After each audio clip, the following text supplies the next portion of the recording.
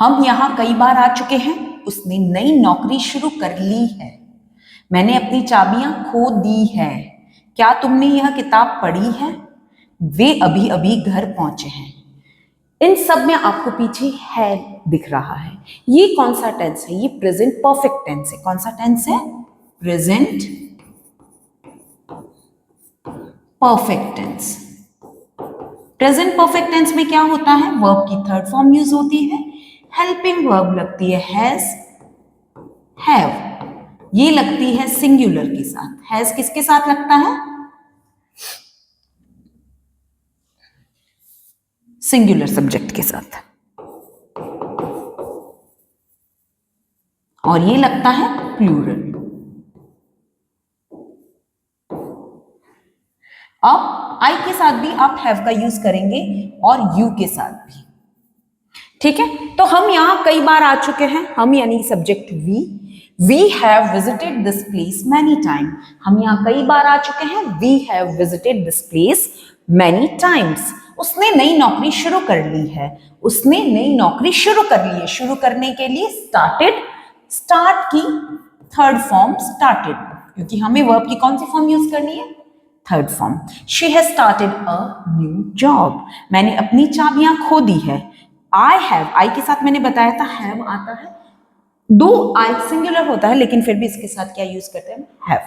I have lost my keys, क्या तुमने ये किताब पढ़ी? अब देखिए यहाँ पे क्या यानी कि क्वेश्चन है, तो हेल्पिंग वर्ब क्या आ जाती है? आगे आ जाती है। क्या तुमने ये किताब पढ़ी है? Have you read this book. कहानी में ट्विस्ट है, कैसे देखते हैं।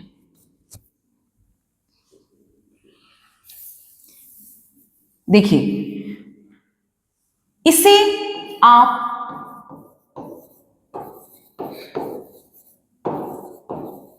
वर्ब की तीन फॉर्म्स होती है, फर्स्ट सेकेंड एंड थर्ड।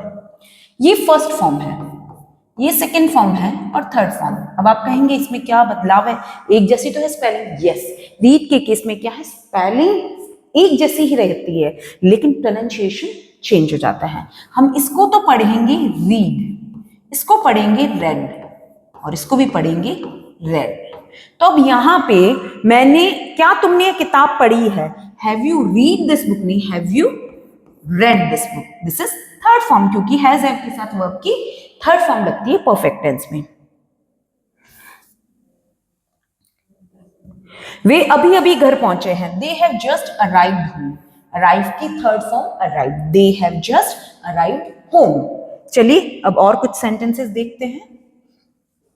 मैंने आज 3 गिलास पानी पी लिया है, उसने अपना मोबाइल चार्ज कर लिया है, हमने अभी नाश्ता किया है, क्या आपने ईमेल भेज दिया है, मैंने अभी अपना काम पूरा कर लिया है। अब I have drunk 3 glasses of water today. Drink की थर्ड फॉर्म ड्रंक, तो ड्रिंक क्या है? First form. उसने अपना मोबाइल चार्ज कर लिया है, she has charge her phone. Charge की थर्ड फॉर्म चार्ज्ड। हमने अभी नाश्ता कर लिया है, we have just had breakfast. अब यहां पे हैड क्यों लगा? देखिए हैव यानी कि ईट, हैव हैड हेल्पिंग वर्ब्स भी हैं और मेन वर्ब्स भी हैं। जब भी आप खाने या पीने के सेंस में बात करें तो आप ईट की जगह या ड्रिंक की जगह हैव का यूज कर सकते हैं। तो अब हैव, हैड, हैड ये जब मुख्य क्रिया यानी कि मेन वर्ब की तरह यूज होते हैं ईट एंड ड्रिंक के कॉन्टेक्स्ट में, तो ईट यानी हैव, एट यानी हैड, थर्ड फॉर्म ईटन यानी कि हैड। तो यहां पे हम we are suppose to use third form, तो वी हैव जस्ट ईटन, तो ये बहुत अच्छा नहीं साउंड करता। इसकी जगह आप क्या यूज करते हैं? We have just had breakfast. एक और, ये ब्रेकफास्ट नहीं होता, ब्रेकफास्ट, ब्रेकफास्ट। तो आज से अगर आपको बोलना हो मैं चाय पी रही हूं, तो आई एम ड्रिंकिंग टी मत बोलिए, आई एम हैविंग टी बोलिए। तो ईट और ड्रिंक इनको रिमूव करके हैव को यूज करना शुरू करें। क्या आपने ईमेल भेज दिया है? Have you sent the email. Sent, send की थर्ड फॉर्म सेंट। मैंने अभी अपना काम पूरा किया है, I have completed my work, I have finished my work भी आप कह सकते हैं। चलिए उसने अभी तक जवाब नहीं दिया है, he has not replied yet.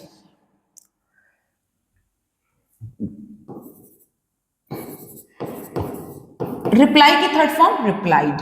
मैंने अब कभी दिल्ली नहीं देखा, I have never visited Delhi. इसकी जगह आप ये भी कह सकते हैं I have never been to Delhi, I have never been to Delhi. Delhi, Delhi. क्या तुमने अपना बैग पैक कर लिया है? अब फिर से क्वेश्चन बन गया, तो हेल्पिंग वर्ब आगे आ जाएगी, have you packed your bag. The children have finished their project. बच्चों ने अपना होमवर्क प्रोजेक्ट पूरा कर लिया है। The children have finished their project. Finish की third form finished, first form है फिनिश। यहां पे पैक्ड, पैक की थर्ड फॉर्म पैक्ड। मैंने आज बहुत कुछ सीखा है। I have learned a lot today, learn की थर्ड फॉर्म। तो ये वो सेंटेंसेस है जो आप डेली यूज में प्रयोग लेते हैं, ये वो वाक्य हैं। तो इनको आप याद करें, 1 से 2 बार देखें, 3 बार देखें, नोट डाउन करें और उसके बाद में पर्पसली इनको यूज करने की कोशिश करें। हो सकता है वैसा कॉन्टेक्स्ट ही ना आए जिनमें सेंटेंसेस यूज हो, लेकिन फिर भी यूज करने की कोशिश करें कि हाँ मुझे ये सेंटेंसेस यूज करने ही हैं। और याद रखें, इफ यू थिंक कि आप ओवरनाइट फ्लुएंटली इंग्लिश बोलने लग जाएंगे तो दैट्स नॉट पॉसिबल। आपको धीरे धीरे शुरुआत शब्दों से करनी होगी, छोटे छोटे फ्रेजेस से करनी होगी, उसके बाद में sentences, and then fluency will come. Okay, next.